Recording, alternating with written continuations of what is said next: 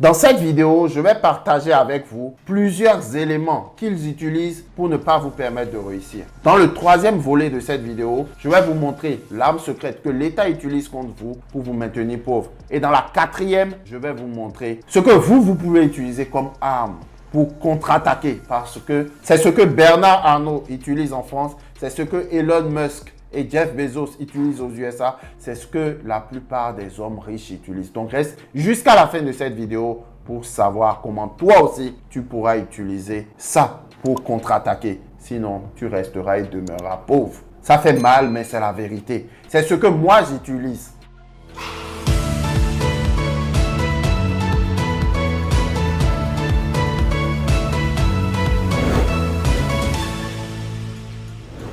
Dans cette vidéo, je vais vous expliquer comment ils complotent contre vous et moi et quels sont les systèmes, les outils utilisés par ceux-là qui nous contrôlent.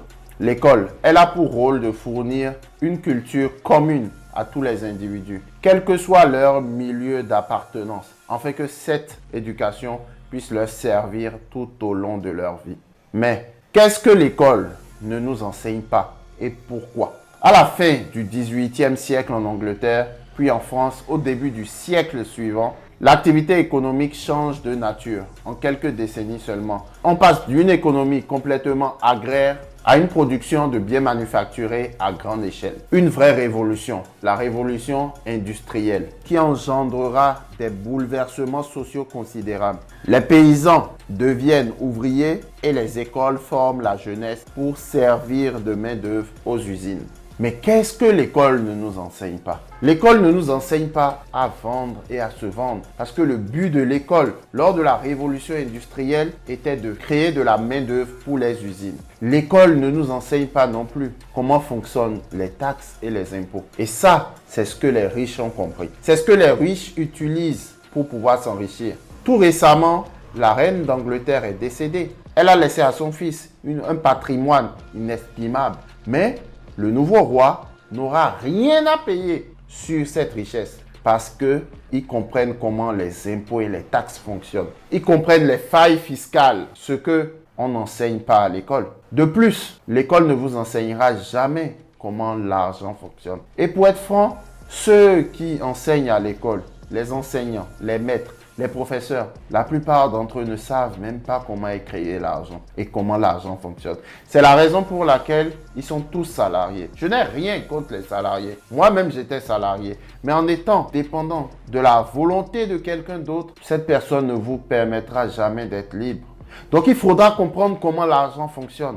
Et parce que vous êtes abonné à cette chaîne, vous comprendrez comment l'argent fonctionne. Je ferai des vidéos pour vous expliquer comment l'argent fonctionne. Parce que croyez-moi, des banquiers, même qui travaillent à la banque, ne savent pas comment l'argent fonctionne. Ne savent pas comment est créé l'argent. Donc, si tu n'es pas encore abonné à la chaîne, c'est le moment de s'abonner et de cliquer sur la cloche de notification pour ne plus rater aucune autre de nos vidéos. L'école ne nous apprend pas comment commencer un business. Du moins, la théorie, mais pas la pratique. Moi, j'aurais bien voulu avoir des parents d'élèves qui avaient créé des entreprises de location de voitures. Cela m'aurait peut-être inspiré à commencer plus tôt. Aujourd'hui, vous voulez peut-être être boulanger. Vous voulez peut-être être fleuriste. Si les écoles pouvaient permettre aux parents entrepreneurs de venir dans les écoles et de partager cette expérience avec les élèves, cela allait créer, inciter beaucoup d'élèves à entreprendre, à commencer un business. Mais le but de l'école, en vérité, était de créer de la main-d'œuvre pour servir dans les usines. Et jusqu'aujourd'hui, l'école n'a pas changé. On enseigne toujours la même théorie. Donc, si vous comptez sur l'école pour apprendre à faire du business ou entreprendre, quelques écoles vous enseigneront la théorie, mais croyez-moi, la théorie est largement différente de la pratique. Largement. Vous avez des professeurs qui vous enseignent la comptabilité, mais n'ont jamais pratiqué. Ils n'ont jamais eu d'entreprise. Ils n'ont jamais eu à faire de la comptabilité pour leur propre entreprise. Vous avez des professeurs qui vous enseignent l'entrepreneuriat dans les écoles de commerce, mais n'ont jamais ouvert un petit store, n'ont jamais ouvert une boutique en ligne. C'est de la théorie. Ils répètent simplement ce que eux-mêmes ils ont lu dans des livres. C'est facile de rêver de l'entrepreneuriat, mais c'est tout autre chose d'être sur le terrain et de pratiquer cette théorie, de vivre au jour le jour l'entrepreneuriat. De plus, L'école ne nous enseigne pas comment voter. L'école ne nous fait pas comprendre que le pauvre vote et que le riche soutient des lobbies. Je dis bien, les pauvres votent, mais les riches soutiennent des lobbies. Donc, ceux-là qui nous contrôlent ne veulent pas qu'on comprenne qu'il y a un système derrière. Quand vous voyez aujourd'hui des interdictions pour 2035 pour des véhicules à énergie fossile tels que l'essence et le diesel, on nous dit qu'on n'aura plus à rouler ce type de véhicule. Vous pensez qu'il n'y a pas le lobby des véhicules électriques derrière? Vous pensez que Elon Musk n'a pas investi pour que d'ici 2035, il ait un monopole sur le marché? Les amis, l'école ne vous enseignera pas ça. Retenez que l'école ne vous enseignera pas comment voter parce que les pauvres votent, mais les riches soutiennent des lobbies. L'école ne vous enseignera pas l'éducation financière, tout simplement parce que ceux qui vous enseignent à l'école ne connaissent pas non plus ce que c'est que l'éducation financière. La création de la richesse est quelque chose qui est créé par des entrepreneurs. Quand vous prenez aujourd'hui les deux hommes les plus riches du monde, c'est tous deux des entrepreneurs. Vous avez Elon Musk avec Tesla et vous avez Jeff Bezos avec Amazon. C'est des gens qui créent de la richesse. Par contre, quand vous prenez les professeurs qui vous enseignent à l'école, les maîtres qui vous enseignent, les enseignants qui vous enseignent, c'est des gens qui ont une dépendance salariale. C'est des gens qui dépendent d'un salaire. C'est pas des créateurs de richesse. Raison pour laquelle vous n'allez jamais avoir une éducation financière à l'école. Parce que tout simplement, eux-mêmes ne l'ont pas eu. S'ils l'avaient eu, ils ne seront pas à l'heure là, encore là où ils sont. Ils auraient créé leur propre entreprise et seraient en train d'enseigner en utilisant Internet à des millions de personnes et seraient devenus des gens qui ne dépendent plus d'un salaire. Le plus grand défaut du système éducatif, c'est que le système éducatif veut pouvoir évaluer l'intelligence de plusieurs personnes comme si on avait tous la même intelligence. C'est comme si vous mettez un singe, un poisson, un serpent, un oiseau et un éléphant et vous leur jugez par rapport à leur aptitude à grimper un arbre. Il y a l'intelligence logico-mathématique. Ces personnes possèdent la capacité de calculer, de quantifier, de faire preuve de logique et de résoudre des problèmes mathématiques et scientifiques. Elles aiment les chiffres, l'analyse et le raisonnement. C'est un profil qui aime le calcul mental, les sciences et les enjeux de stratégie. Il y a l'intelligence verbo-linguistique. Ces personnes possèdent la capacité d'utiliser des mots et le langage pour exprimer ou saisir des idées complexes. Il y a l'intelligence musicale rythmique. Ces personnes sont sensibles au son, aux structures rythmiques et musicales, aux timbres sonores, aux émotions générées par la musique. Il y a l'intelligence corporelle kinesthésique. Ces personnes utilisent leur corps de manière fine et élaborée. Ils ont la capacité de s'exprimer à travers le mouvement pour exprimer une idée ou un sentiment ou réaliser une activité physique donnée. Il y a l'intelligence visuelle spatiale. Ces personnes ont une capacité à représenter mentalement des idées et à les visualiser. Il y a l'intelligence intercorporelle ou sociale, permet à l'individu d'agir et réagir avec les autres de façon correcte et adaptée. Ces personnes sont sensibles, elles comprennent les autres, perçoivent leur humeur et leur intention, leur motivation et leurs émotions. Il y a l'intelligence intrapersonnelle. L'intelligence intrapersonnelle permet d'avoir une bonne conscience de ses forces et de ses faiblesses, de se former une représentation de soi précise et fidèle et de l'utiliser efficacement dans la vie. Il y a enfin l'intelligence naturaliste écologiste. Il s'agit de l'intelligence qui permet d'être sensible à ce qui est vivant ou de comprendre l'environnement dans lequel l'homme évolue. L'erreur que fait le système éducatif, c'est qu'il met tout le monde dans le même volet. Il y a des gens qui ont des aptitudes qu'un exercice mathématique ne peut pas leur permettre de pouvoir développer. Maintenant, nous sommes venus à la troisième partie de cette vidéo où nous allons parler de ce que l'État utilise pour maintenir la plupart d'entre vous pauvres. Surtout si vous êtes dans le système français. Croyez-moi, évitez cela, sinon vous resterez pauvre toute votre vie.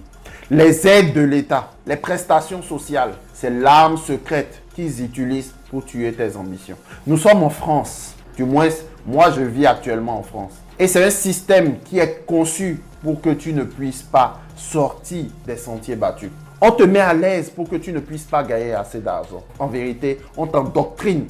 Je veux vous parler du RSA. L'RSA pour les demandeurs de 25 ans et plus, les RSA pour les jeunes parents, les RSA parents isolés, mais pas que. Je veux vous parler des primes d'activité. Je veux vous parler du complément familial pour les familles de 3 enfants ou plus. Je veux vous parler même de la bourse, des différentes bourses de lycée, des bourses de collège. Je veux vous parler des allocations. Les allocations aux adultes handicapés, les allocations de base de la PAJE en cas d'adoption d'un enfant, l'allocation de base de la PAJE versée à la naissance de l'enfant, l'allocation du logement familial, l'allocation du logement social, l'allocation de solidarité aux personnes âgées, l'allocation de solidarité spécifique, allocation de soutien familial enfants non reconnus, allocation de soutien familial enfants orphelins, allocation de soutien familial enfants recueillis, allocation de soutien familial parents séparés, allocation familiale famille de 2 enfants ou plus, allocation supplémentaire d'invalidité. Mais pas que.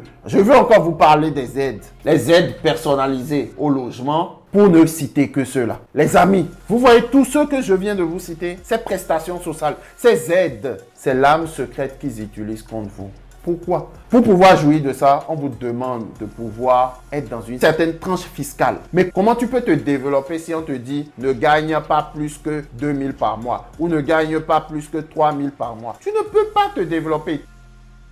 Toi qui vis aujourd'hui dans un HLM, parce que tu touches l'aide pour le logement, tu te dis, il ne faut pas que je gagne plus. C'est une mentalité qu'ils essayent d'injecter en chacun de nous pour que nous ne puissions pas gagner beaucoup d'argent. Et ça, quand tu le comprends, tu comprends que le système est puissant.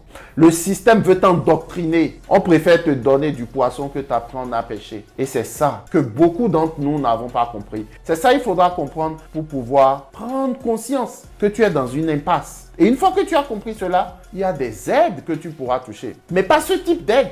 Pas des prestations sociales. Pas les aides comme ça. Il y a des aides de l'État dont tu peux en bénéficier. Dont Bernard Arnault lui-même bénéficie. On a passé le Covid. Moi, j'ai bénéficié de certaines aides, mais pas des prestations sociales.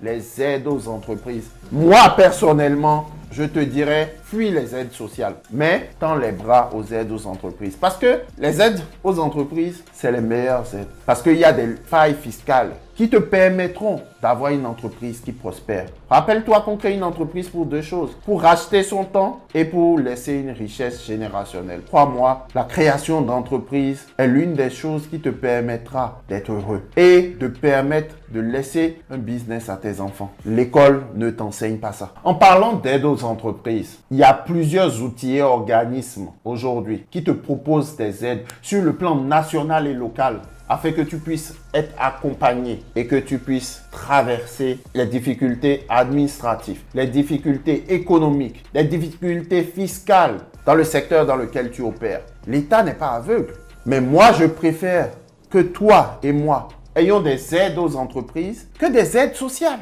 Il n'y a aucune fierté à tendre la main. Mais en tant qu'entreprise, quand l'État te fait des avantages, bien sûr que tu peux en bénéficier sans avoir honte. Mais en tant qu'homme, prendre des prestations sociales, c'est un peu humiliant. Du moins, l'éducation que moi j'ai reçue ne me permet pas de mendier. Et je ne pense pas que tu aies reçu une éducation qui te tolère la mendicité. Parce que crois-moi, tu ne veux pas éduquer tes enfants dans la mendicité. Il y a différentes aides aux entreprises qui sont ouvertes tous les jours, dont la BPI cautionne. Il y a des aides financières pour prévenir les risques professionnels. Il y a des aides mises en place juste parce qu'il y a eu la crise ukrainienne. Je ne vais pas rentrer dedans. Il y a le PGE. Il y a des aides spécifiques en faveur des entreprises. L'objet de cette vidéo n'est pas de vous lister les aides des entreprises, mais d'éveiller en vous ce côté-là. L'État n'est pas juste là pour vous aider sur le plan social. Vous pouvez créer des entreprises et avoir des faveurs de l'État. Ce que je vous suggère de faire de manière quotidienne et que l'école ne vous enseignera pas, c'est de prendre quelques minutes de votre journée pour écouter des vidéos de cette chaîne qui parlent d'entrepreneuriat et d'autres chaînes qui éveillent en vous l'aspect entrepreneurial. Parce que seul l'entrepreneuriat vous permettra de racheter votre temps et de laisser une richesse générationnelle. Ce sera tout pour cette vidéo. Vivez donc survivre, soyons prospères.